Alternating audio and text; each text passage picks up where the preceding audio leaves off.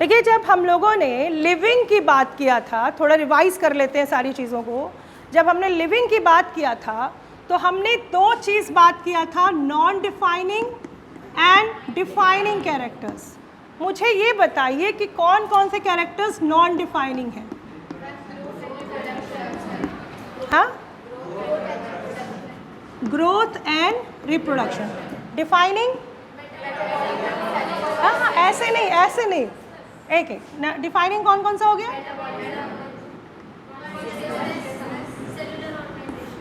ठीक है, metabolism, consciousness और सेलुलर ऑर्गेनाइजेशन। अब आपसे एक सवाल हम पूछते हैं, ग्रोथ में अगर हमने ग्रोथ की बात की तो हमने वहाँ पे मास ट्विन कैरेक्टर्स की बात की थी। वो ट्विन कैरेक्टर्स क्या है? व्हाट? हाँ, ठीक है, मास एंड नंबर की बात कर रहे हैं। मास एंड नंबर की आप यहाँ बात कर रहे हैं, तो आप ये बताइए कि यूनिसेलुलर ऑर्गेनिजम्स में जो ग्रोथ एंड रिप्रोडक्शन है वो कैसे होगा? एक्सक्लूसिव होगा? मतलब ग्रोथ एंड रिप्रोडक्शन क्या होगा? साथ साथ चलेगा? देखिए, जब यूनिसेलुलर ऑर्गेनिज्म की बात करते हैं, जैसे फॉर एग्जांपल, एक मिनट, यूनिसेलुलर में जैसे आप बैक्टीरिया ले ले, बैक्टीरिया कैसे रिप्रोडक्शन करता है? बाइनरी फिजन से, बडिंग, और उसमें कई एग्जांपल्स हमने पढ़े थे। ईस्ट के बारे में बडिंग हमने देखा था। तो इसमें हमने क्या देखा था कि जो सेल इंक्रीज हो रहा है वो साइज में भी इंक्रीज हो रहा है और थोड़ी देर बाद वो रिप्रोडक्शन कर दे रहा है। तो कहने का मतलब G and R are the not the exclusive characters. मतलब जैसे हम लोग हैं, वो क्या है, हम लोग का सेपरेट है, हम लोग थोड़े से बड़े होते हैं, उसके बाद रिप्रोडक्शन करते हैं। यानी हमारे मल्टी सेलुलर ऑर्गेनिजम्स में जनरली क्या होता है? एक्सक्लूसिव। यहीं से क्वेश्चन है, ठीक है। इनका क्या होगा? साइमल्टेनियसली चलेगा, और मल्टी सेलुलर में क्या होगा? सेपरेट चलेगा, ठीक है। यहाँ पे इस तरह का। अच्छा, जो आपके नॉन लिविंग थिंग्स हैं, उनमें नॉन लिविंग थिंग्स में किस तरह की ग्रोथ होती है? एक्सट्रिंसिक कि इंट्रिंसिक? एक्सट्रिंसिक मतलब ऐसे नहीं बोलना है। ये आपका जो अगर माउंटेन है या सैंड ड्यून्स है, ठीक है, तो उसमें क्या होगा? There will be the deposition, और इस डिपोजिशन के लिए ये डिपोजिशन इंक्रीज होता है तो क्या होता है? मास इंक्रीज होता है, और इसको क्या कहते हैं? एक्रीशन। क्या कहते हैं? एक्रीशन। ये आपके ऑप्शंस में आएगा ये सब। जब हम नॉन लिविंग ट्विन कैरेक्टर्स की बात कर रहे थे, हमने एक क्वेश्चन आपको बता दिया एक्सक्लूसिव वाले, उससे दूसरा क्वेश्चन यहाँ से बनता है कि यहाँ एक्रीशन से, ठीक है, यानी नॉन लिविंग में एक्सट्रिंसिक ग्रोथ होती है, ठीक है, इंट्रिंसिक ग्रोथ नहीं। अगर आप ये बात यहाँ देखिएगा, हमने क्या बोला कि this is non defining feature, but in case of living things intrinsic growth is the defining feature. आ गया क्वेश्चन आपका यहाँ पे। But this will not follow for the what? Non living.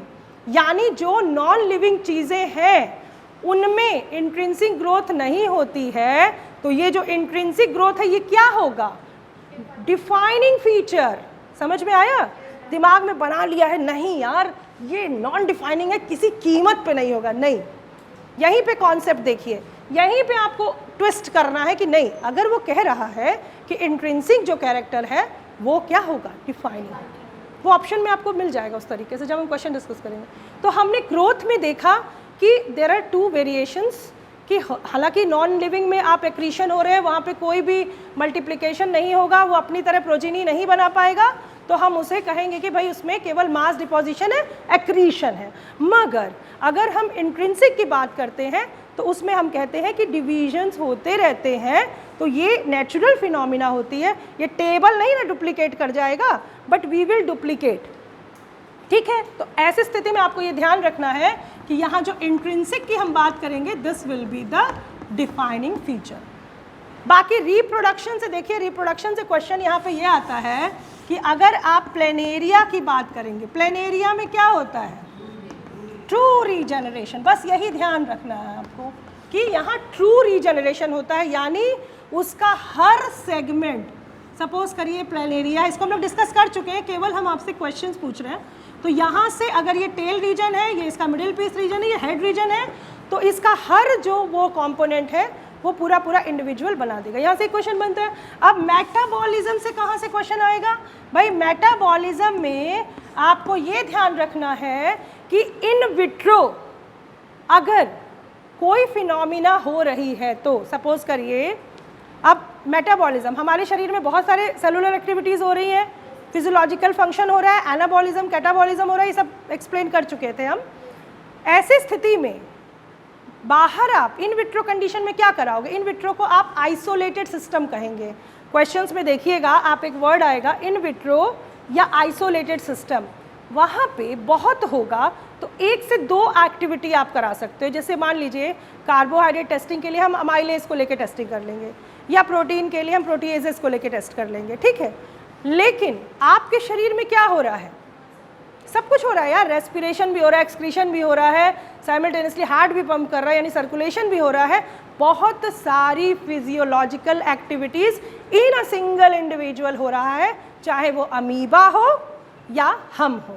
तो यहाँ बस यही बात ध्यान रखनी है कि मेटाबॉलिज्म में अगर ये डिफाइनिंग फीचर है, this is the defining feature, लेकिन ऑप्शन में अगर रहता है कि आइसोलेटेड सिस्टम में क्या ये डिफाइनिंग फीचर होगा, तो आप क्या कहोगे?